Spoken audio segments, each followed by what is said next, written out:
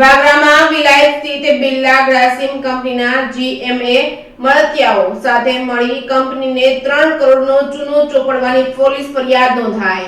વાગરા તાલુકાના વિલાયત જીઆઈડીસી સ્થિત આદિત્ય બિરલા ગ્રામિસ કંપની સાથે કંપનીના જનરલ મેનેજર અને અન્ય 7 મળતિયાઓ સાથે મળી 3 કરોડથી વધુ રૂપિયાની છેતરપિંડી કરી હોવાની ફરિયાદ વાગરા પોલીસ મથકે નોંધવા પામી હતી, જેને પગલે કંપનીના આલમમાં ખળભળાટ મચી જવા પામ્યો છે। વાગરા પોલીસે ગણતરીના જ કલાકોમાં 6 આરોપીને ઝડપી પાડ્યા હતા, જ્યારે પોલીસે ધરપકડથી દૂર અન્ય 2 આરોપીઓને પણ ઝડપી પાડવા કવાયત હાથ ધરી હતી। વાગરા તાલુકાની વિલાયત જીઆઈડીસીમાં આવેલ ગ્રાસિમ કંપનીના ફાઇબર ડિવિઝનમાં સ્ક્રેપ લેતા કોન્ટ્રાક્ટર અને કંપનીના જનરલ મેનેજર સહિતના અન્ય લોકો સાથે મળી વજનમાં ગપોલા કરતા હોવાનું સામે આવ્યું હતું, જેને પગલે કંપનીના જવાબદાર અધિકારીઓએ વાગરા પોલીસ મથકે ફરિયાદ નોંધાવતા ઉદ્યોગનગરીમાં ખળભળાટ મચી જવા પામ્યો હતો। વાગરા પોલીસે સૂત્રો દ્વારા મળતી માહિતી મુજબ ગત તારીખ 8મી જાન્યુઆરીના રોજ આરોપી અજમતુલ્લા ખાન તેમજ રોયલ એન્ટરપ્રાઇઝના પ્રોપરાઇટર ધર્મેશ તેમજ સુપરવાઇઝર રહેમતુલ્લા ખાન તેમજ વેજ બ્રિજના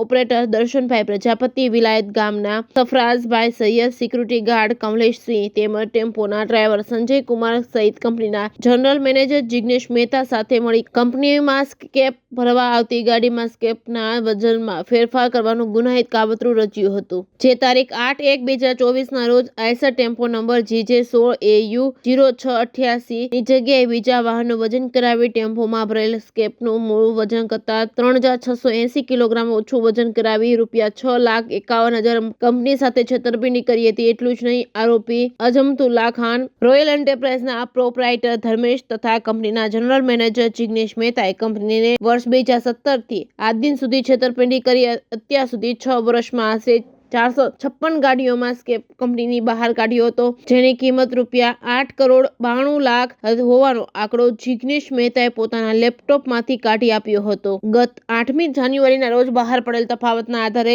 ગણતરી કરતા અત્યાર સુધીમાં આશરે ₹3,12,20,000ની છેતરપિંડી થઈ હોવાનું માલુમ પડ્યું છે। Reporting by Ketan Mehta, Bharuch. Vagra police સ્ટેશનમાં અહીં પીકો કલમ 409/120B મુજબનો એક ગુનો દાખલ થયેલો છે, જેમાં ફરિયાદી શ્રી રાઘવભાઈ પુરોહિતના ફરિયાદ આપેલ છે,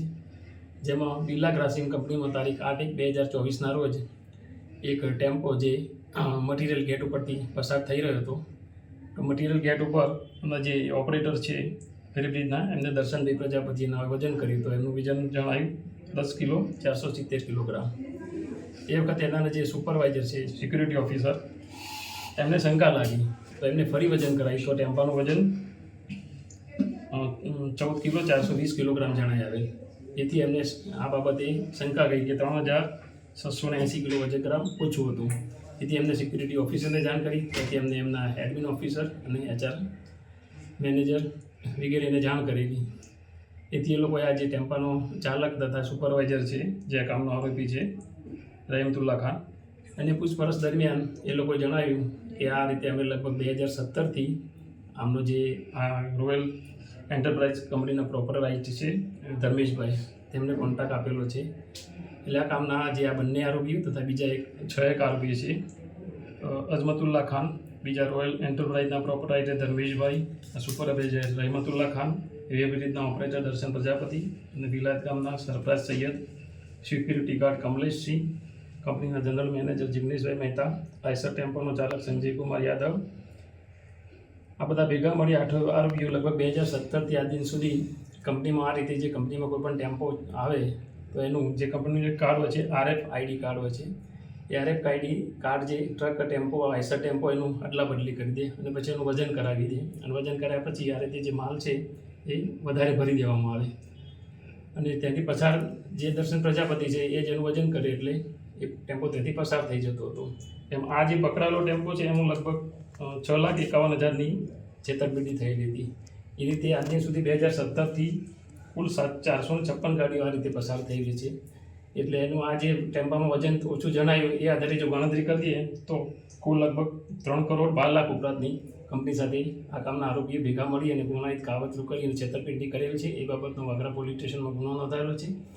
અને આ ગુનાના કામે કુલ 6 આરોપીઓની ધરપકડ કરવામાં આવેલ છે। બાકીના જે 2 આરોપીઓ છે હાલમાં વોન્ટેડ છે, એમની ધરપકડની કાર્યવાહી હાલમાં ચાલુ છે।